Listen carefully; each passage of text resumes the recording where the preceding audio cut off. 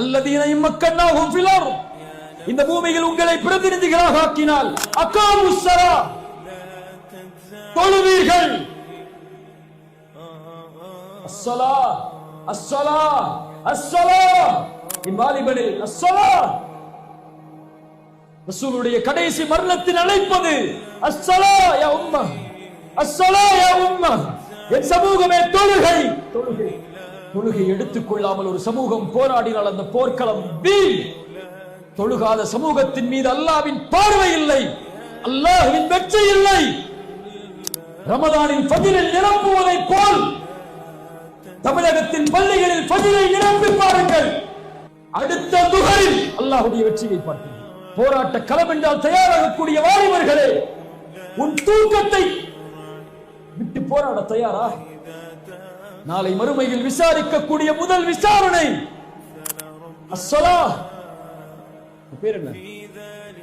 பேர் என்ன?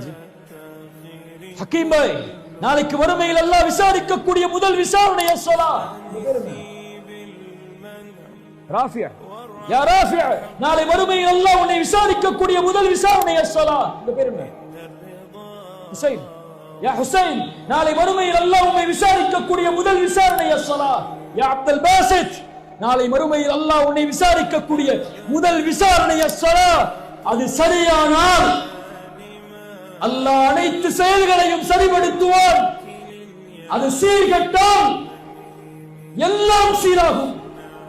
ஒவ்வொருவரும் மனதில் கை வைத்து சொல்லுங்கள், நாளை மறுமையில் சொல்லுங்கள், அல்லாஹ் என்னை விசாரிக்கக்கூடிய முதல் விசாரணை தொழுகையை கொண்டுதான்.